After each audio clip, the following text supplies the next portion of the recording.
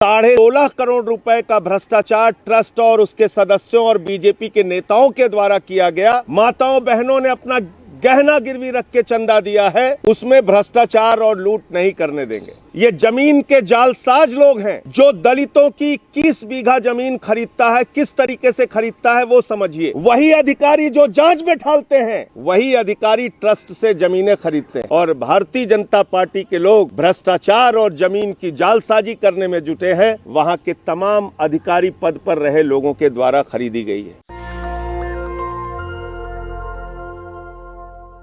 सभी पत्रकार बंधुओं को नमस्कार। आपको याद होगा कि प्रभु श्री राम के मंदिर की जमीन के नाम पर किस प्रकार से 5 मिनट के अंदर 16.5 करोड़ रुपए का भ्रष्टाचार ट्रस्ट और उसके सदस्यों और बीजेपी के नेताओं के द्वारा किया गया, इसका खुलासा मैंने किया था। और उसके बाद मेरे ऊपर तमाम एफआईआर और मुकदमे किए गए। और मैंने एक ही बात कहा था कि प्रभु श्री राम के मंदिर के लिए लोगों ने अपना पेट काट के चंदा दिया है, माताओं बहनों ने अपना गहना गिरवी रख के चंदा दिया है, उसमें भ्रष्टाचार और लूट नहीं करने देंगे। लेकिन आज मैं आपके सामने जो खुलासा करने जा रहा हूं, इसमें बहुत सारी ऐसी चीजें हैं जो हमारी बातों को सच साबित करते हैं। और जो लोग विश्व हिंदू परिषद से लेकर आरएसएस से लेकर भारतीय जनता पार्टी से लेकर तमाम इनके नेता विधायक मंत्री कह रहे थे कि मेरे ऊपर डिफेमेशन करेंगे, आज तक उन्होंने डिफेमेशन करने की हिम्मत इसलिए नहीं की पूरी भारतीय जनता पार्टी प्रभु श्री राम के मंदिर के नाम पर और उस क्षेत्र में जमीन का घोटाला और भ्रष्टाचार करने में जुटी हुई है। ये जमीन के जालसाज लोग हैं। राम मंदिर के इलाके में, राम जन्मभूमि क्षेत्र के 5 किलोमीटर के एरिया में किस प्रकार से तमाम अधिकारियों ने, भारतीय जनता पार्टी के विधायकों ने, उनके रिश्तेदारों ने, उनके मेयर ने जमीनें खरीदी हैं, उसका एक खाका मैं आपके सामने अभी बताने जा रहा हूं एक एक करके, जिसको आज एक समाचार पत्र ने भी प्रकाशित किया है। यह बात शुरू होती है 1990 के दशक से। महर्षि रामायण विद्यापीठ ट्रस्ट, यह महर्षि योगी का एक ट्रस्ट है जो दलितों की 21 बीघा जमीन खरीदता है। किस तरीके से खरीदता है वो समझिए। उत्तर प्रदेश में नियम है 3.5 बीघे से अधिक जिस दलित की जमीन होगी वही अपनी जमीन बेच सकता है, अन्यथा नहीं बेच सकता। पहले एक रोंघई नाम के दलित व्यक्ति को तैयार किया गया। दलित ही दलित की जमीन को खरीद सकता है, ये ट्रस्ट के लोग जानते थे। छोटे छोटे 1 बीघे 1.5 बीघे के जमीन रखने वाले दलित जो थे वहां पे उस क्षेत्र में, उनसे रोंघई नाम के एक दलित ने 21 बीघा जमीन खरीदी। 21 बीघा जमीन खरीदी, 90 के दशक में खरीदी।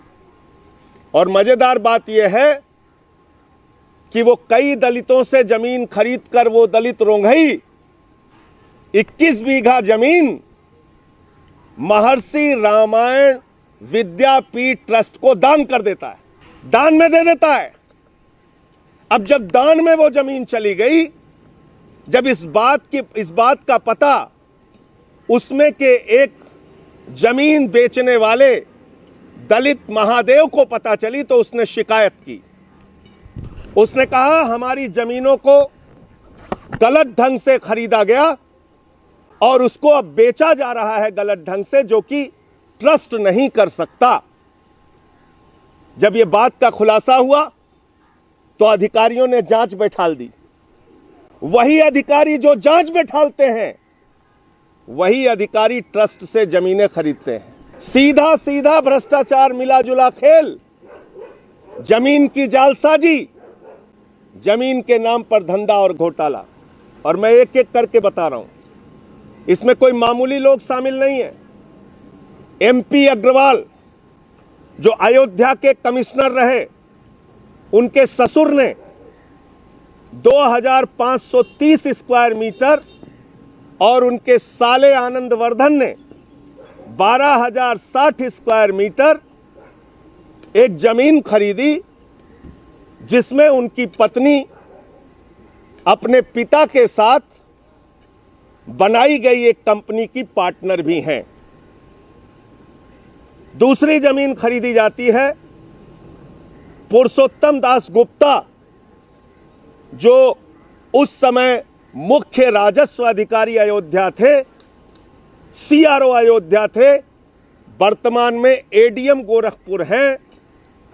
इनका साला और इनकी पत्नी अमरजीत यादव के साथ मिलकर 1130 स्क्वायर मीटर जमीन खरीदते हैं 12 अक्टूबर 2021 को। इसके बाद नाम आता है बीजेपी के विधायक इंद्र प्रताप तिवारी उर्फ खब्बू तिवारी, जो अभी फर्जी सर्टिफिकेट के मामले में सजा पाकर जेल में है। 18 नवंबर 2019 को एक जमीन इनके साले खरीदते हैं 2593 स्क्वायर मीटर, और 16 मार्च 2021 को स्वयं जिस विद्यालय के प्रबंधक हैं उसके लिए जमीन खरीदते हैं 6,320 स्क्वायर मीटर 47 लाख रुपए में। मां शारदा ट्रस्ट के नाम पर जमीन खरीदते हैं 9,860 स्क्वायर मीटर। ये खब्बू तिवारी, इंद्र प्रताप तिवारी, विधायक भारतीय जनता पार्टी।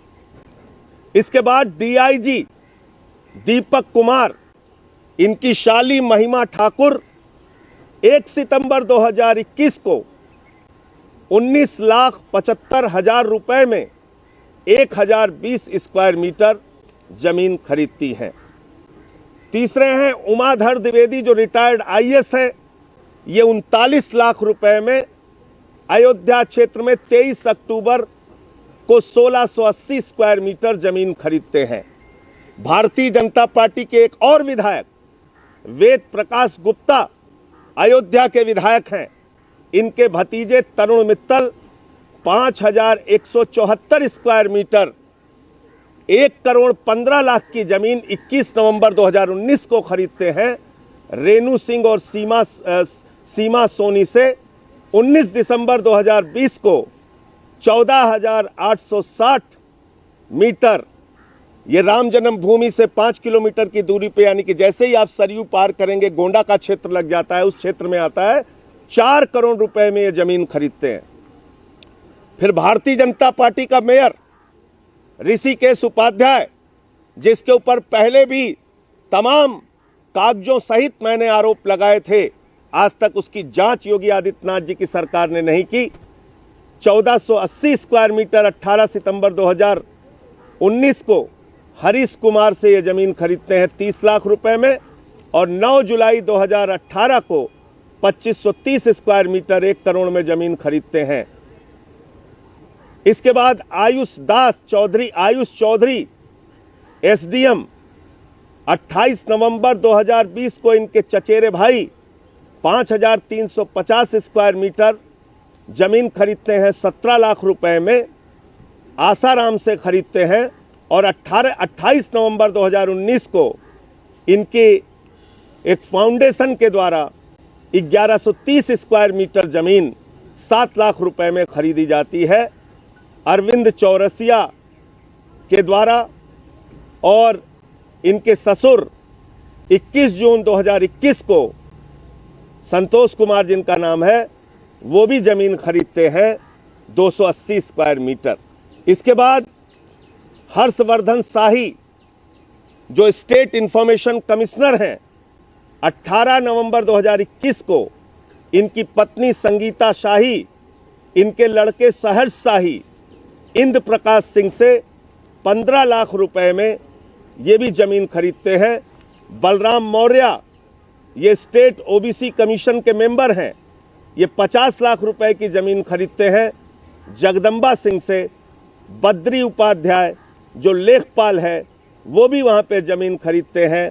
सुधांशु रंजन, ये 7.5 लाख रुपए की जमीन खरीदते हैं, जो कानून गो हैं 270 स्क्वायर मीटर।